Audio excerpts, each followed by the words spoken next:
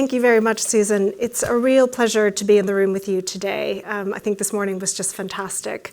And I feel quite fortunate to be part of a room where we have a shared commitment to end the cycle of abuse.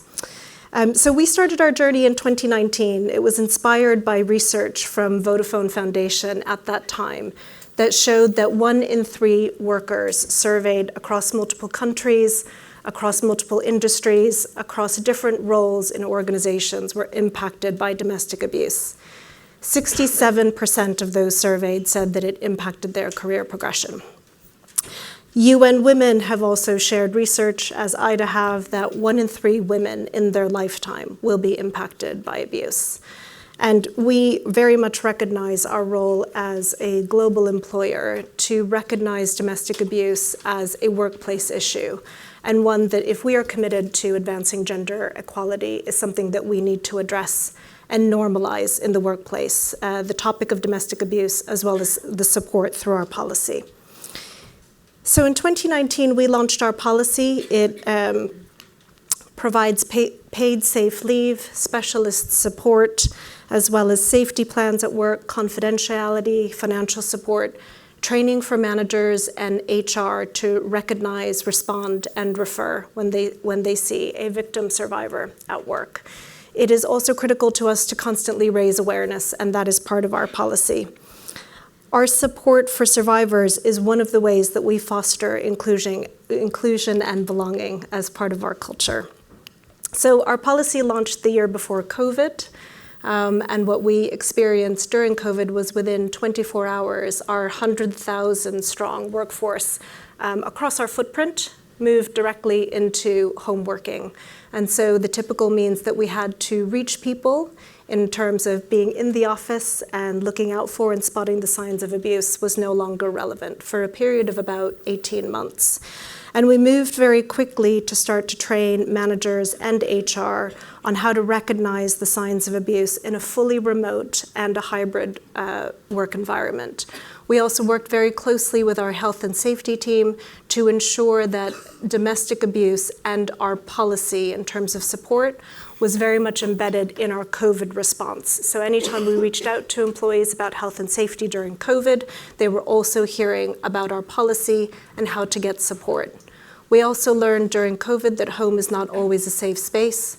And so we worked with our facilities team to ensure that if people needed access to the office for a safe space to work, that they could request that confidentially, securely, and safely.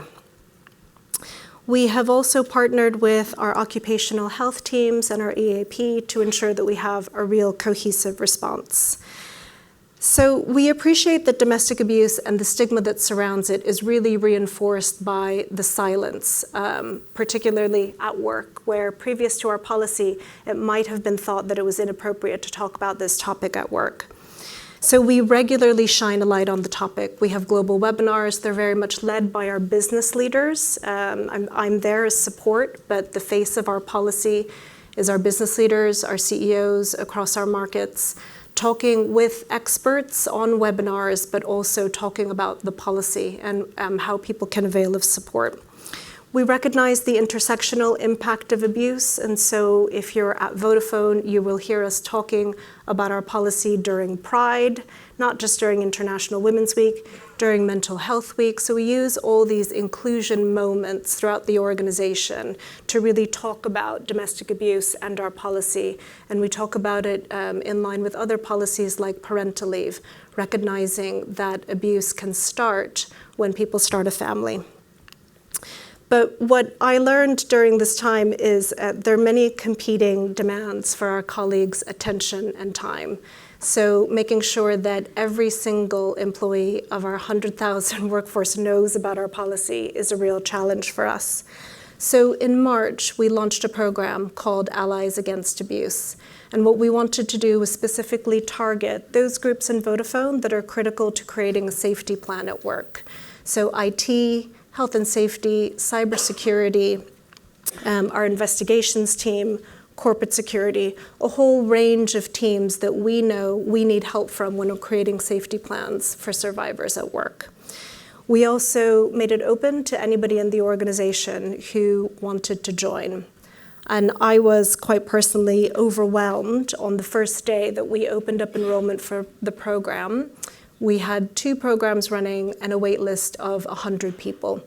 We have since had to expand that to cater for about 250 people. And we partnered with Hope After Harm to do this program with us across our markets, both in person and virtual, to ensure that we were taking a trauma-informed approach. So this community of activists has been quite inspirational. They've given us ideas on how we can actually do better. They are talking about abuse and the policy in their team meetings, in their all hands, in their virtual sessions. They've asked us to create backgrounds for them that say, ask me about our domestic abuse policy. So whatever meeting they're popping up into, the background you see behind them says that they're an ally against abuse. They're incredible in helping us to get the word out, not just educate people on domestic abuse, but also the support that we provide. We provide a lot of support to them in turn because we know that training is not enough. We're getting together with them on a monthly basis to regularly deepen their understanding and support them to recognize, respond, and refer, but constantly reminding them that we don't expect them to be experts and that they have people to rely on, such as myself, my team, and the other teams that are responsible for helping to create a safety plan. We also prioritize their well-being. This is a part of their continued development, just to ensure that they have the resilience and the stamina to keep on going and supporting survivors at work. Our allies, combined with our ongoing global awareness campaigns and our training, for us help reduce stigma by openly talking about domestic abuse in the workplace and normalizing the support by promoting our policy on an ongoing basis. Our aim is to really create an environment where survivors feel that they can share their experience and seek support in a safe environment. The prevalence of domestic abuse means we need to use every method possible to reach any survivor in Vodafone. Vodafone Foundation, in turn, do this for our communities and our customers, and they've been doing this for over a decade, so we take great inspiration from their work. 2 things I want to share about the work that they do. Awareness raising. So most recently, Vodafone Foundation's 1 in 3 campaign reached over 65 million people online. It helped to engage users to take action. And the campaign made people think twice about what domestic abuse looks like. It also signposted support, including Bright Sky, one of our foundation's apps against abuse, which Lisa Felton will talk about in more detail. External research is another piece of work that Vodafone Foundation do, and it's publicly available for everyone.